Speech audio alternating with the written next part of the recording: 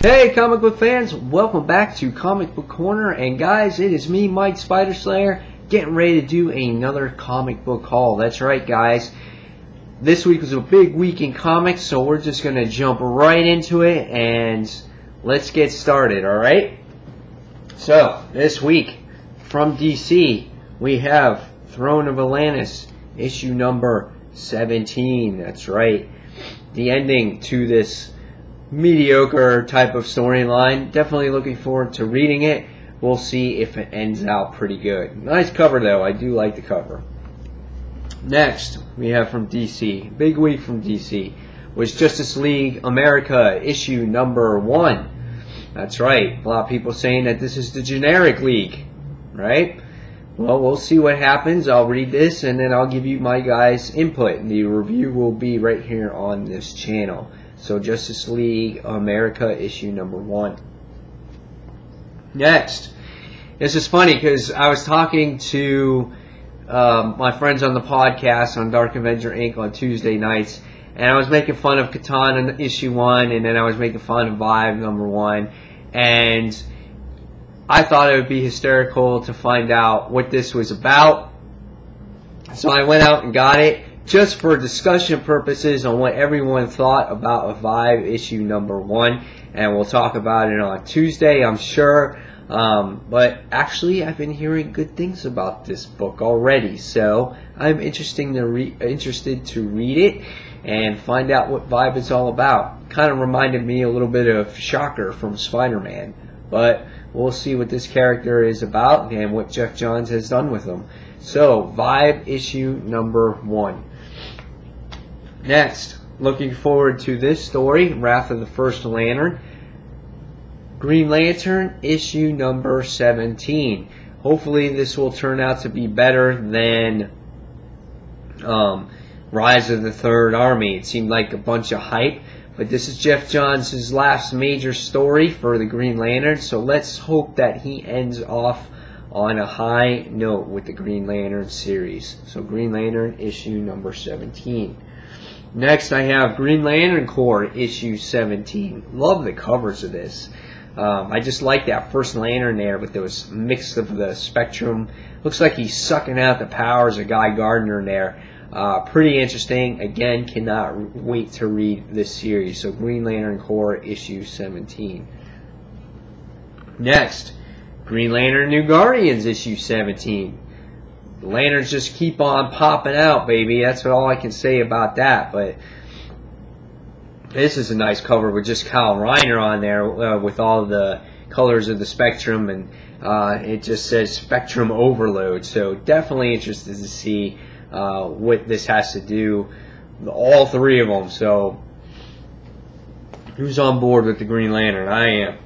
Next, we have Deadpool issue number 5 from Marvel. This is this week's Marvel titles.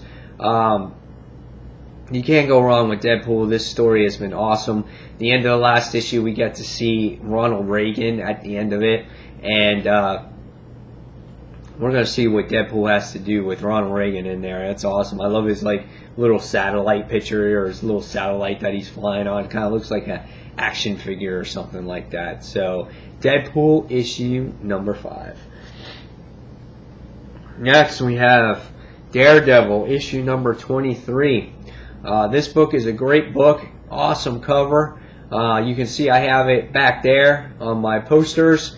Really cool. I just started reading Daredevil a few issues ago, and Mark Waid does a fantastic job with it, and I can't wait to read this particular issue. Last issue was really awesome with Superior Spider-Man in it.